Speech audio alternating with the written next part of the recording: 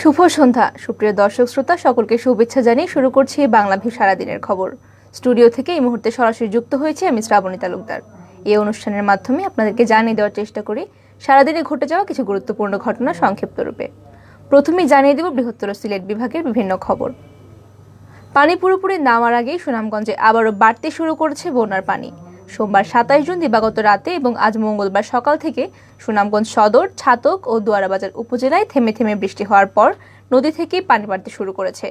এদিকে ভারতের মেঘালয় রাজ্যে সৃষ্টি হওয়া বৃষ্টির কারণে পাহাড়ি ঢল নামছে দুয়ারাবাজার ও ছাতক উপজেলায়, যার কারণে পানি বৃদ্ধি অব্যাহত রয়েছে।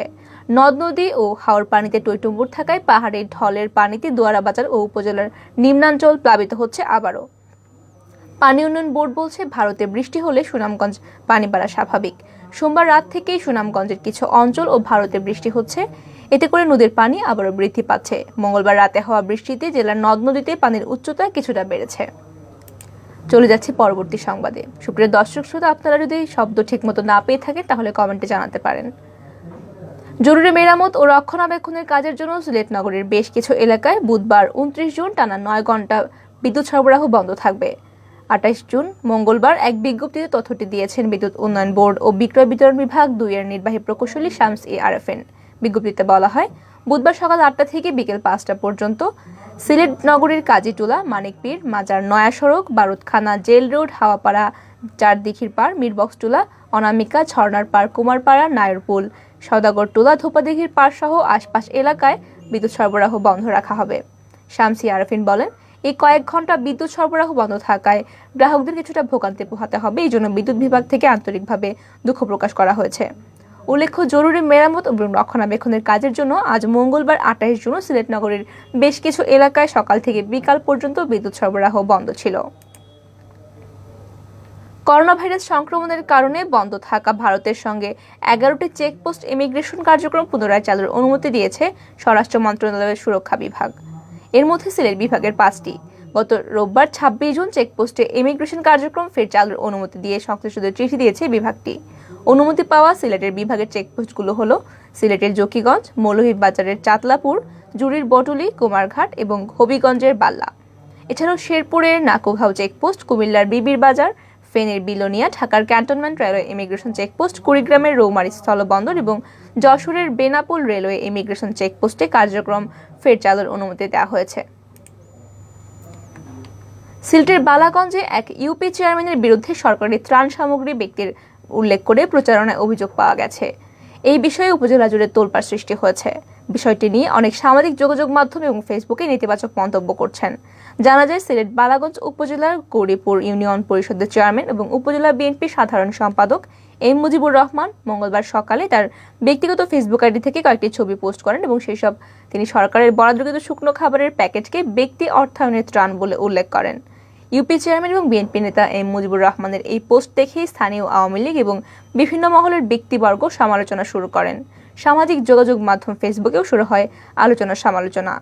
প্রতিক্রিয়া ব্যক্ত করে অনেকে বলছেন, এমন লোকের কারণে সরকারের ভালো কাজের বিষয়গুলো মানুষ জানতে পারে না। এতক্ষণ শুনছিলেন বৃহত্তর সিলেট বিভাগের বিভিন্ন খবর। এবার চলে যাচ্ছে জাতীয় পর্যায়ে।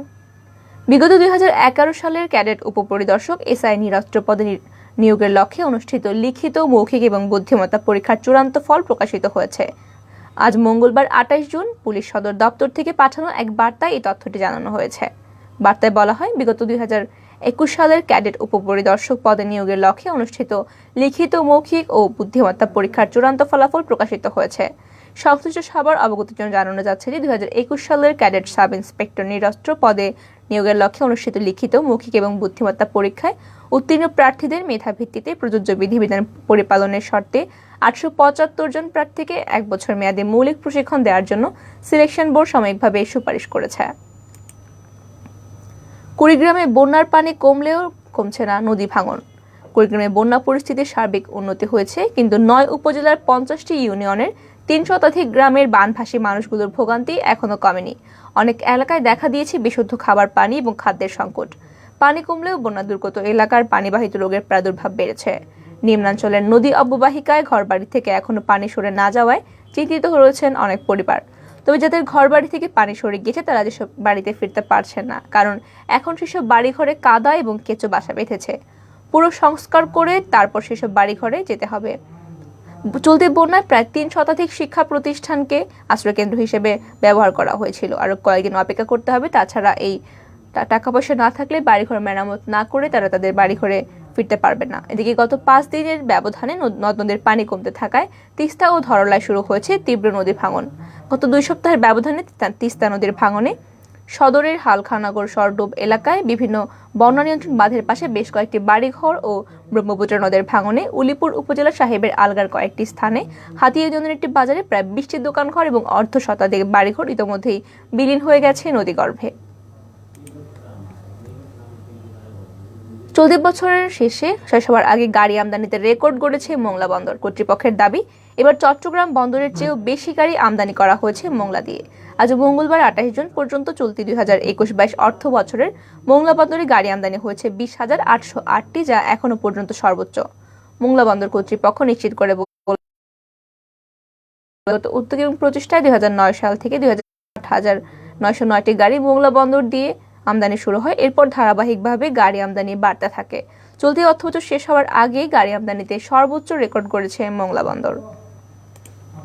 এবারে আন্তর্জাতিক। মার্কিন যুক্তরাষ্ট্র জুড়ে কমপক্ষে এবং হাওর অঞ্চল দখল করায় বাংলাদেশ বন্যার ঝুঁকিতে রয়েছে বলে এক আন্তর্জাতিক গবেষণায় উঠে এসেছে। রাতের আলোর উজ্জ্বলতা বিশ্লেষণ করে অভিনব এই গবেষণাটি করেছেন দেশ বিদেশের 3টি বিশ্ববিদ্যালয়ের গবেষকরা। তারা বলছেন, সিলেটে বন্যার ভয়াবহতার কারণ হাওর দখল। গত 2 দশকে সিলেটে নাসার স্যাটেলাইট ধারণা করা হয় বাংলাদেশ অংশের রাতের ছবি বিশ্লেষণ করে গবেষকরা বলছেন, নদ নদীর 2 কিলোমিটার এলাকার মধ্যে 92% বনভূমি, 6% তৃণভূমি এবং 28% অনুর্বর ভূমি কমেছে। এছাড়াও নদ নদীর অববাহিকা, প্লাবন ভূমি ও হাওড় অঞ্চলের 12% এলাকা নগরায়ন ও কলকারখানা গড়ে উঠেছে। দেশের নদী অববাহিকায় 15 লাখ মানুষ বাসা বেঁধেছে। বন্যার বেশি ঝুঁকিতে রয়েছে তারা। দেশের 7টি শহরে রাতের আলোর উজ্জ্বলতা বিশ্লেষণ করে বলা হয়, এর মধ্যে ঢাকা ও চট্টগ্রামের পর রাতের উজ্জ্বলতা সবচেয়ে বেড়েছে সিলেটে। গত 2 দশকে প্রায় 65% আলোর উজ্জ্বলতা বেড়েছে। এবারে আবহাওয়ার খবর। রংপুর, ময়মনসিংহ, চট্টগ্রাম ও সিলেট বিভাগের কোথাও কোথাও মাঝারি থেকে ভারী ধরনের অতিবৃষ্টি হতে পারে বলে জানা গেছে। পরবর্তী 3 দিনে বৃষ্টিপাতের প্রবণতা আরও বাড়তে পারে। আজ মঙ্গলবার সকাল থেকে পরবর্তী 24 ঘন্টার আবহাওয়ার পূর্বাভাসে বলা হয়েছে, রংপুর, ময়মনসিংহ, চট্টগ্রাম এবং সিলেট বিভাগের অনেক জায়গায়, ঢাকা ও বরিশাল বিভাগের কিছু কিছু স্থানে এবং রাজশাহী ও খুলনা বিভাগের 2-1টি জায়গায় অস্থায়ীভাবে দমকা হাওয়া সহ মাঝারি ধরনের বৃষ্টি অথবা বজ্রসহ বৃষ্টি হতে পারে। একই সাথে রংপুর, ময়মনসিংহ, চট্টগ্রাম ও সিলেট বিভাগের কোথাও কোথাও মাঝারি থেকে ভারী ধরনের অতিবর্ষণ হতে পারে। আজ সকাল 6টা পর্যন্ত 24 ঘন্টায় মংলায় সর্বোচ্চ 131 মিলিমিটার বৃষ্টি হয়েছে। এছাড়া তেঁতুলিয়ায় 118, সীতাকুণ্ডে 16, খুলনায় 7 মিলিমিটার বৃষ্টি হয়। এই সময় ঢাকায় কোনো বৃষ্টি হয়নি বলে জানিয়েছে আবহাওয়া অফিস। এতক্ষণ শুনছিলেন সারাদিনের বিভিন্ন খবর। শেষ করার আগে জানিয়ে দেব করোনা ভাইরাসের সংবাদ। দেশে গত 24 ঘন্টায় করোনা ভাইরাসে আক্রান্ত হয়ে 3 জনের মৃত্যু হয়েছে। একই সময় করোনায় শনাক্ত হয়েছে 2087 জন। মঙ্গলবার স্বাস্থ্য অধিদপ্তর থেকে পাঠানো করোনা বিষয়ক বিজ্ঞপ্তিতে এই তথ্যটি জানানো হয়। দেশে এই পর্যন্ত করোনা ভাইরাসে মৃতের সংখ্যা দাঁড়িয়েছে 29,145 জনে। এছাড়াও মোট রোগী শনাক্তের সংখ্যা 19,69,361 জন। বিজ্ঞপ্তিতে বলা হয়, গত 24 ঘন্টায় সুস্থ হয়েছেন 200 জন এবং এই পর্যন্ত সুস্থ হয়েছেন মোট 19,07,067 জন। সুপ্রিয় দর্শক শ্রোতা, আপনারা শুনছিলেন সারাদিনের বিভিন্ন খবর। সঙ্গে থাকার জন্য সকলকে অসংখ্য ধন্যবাদ।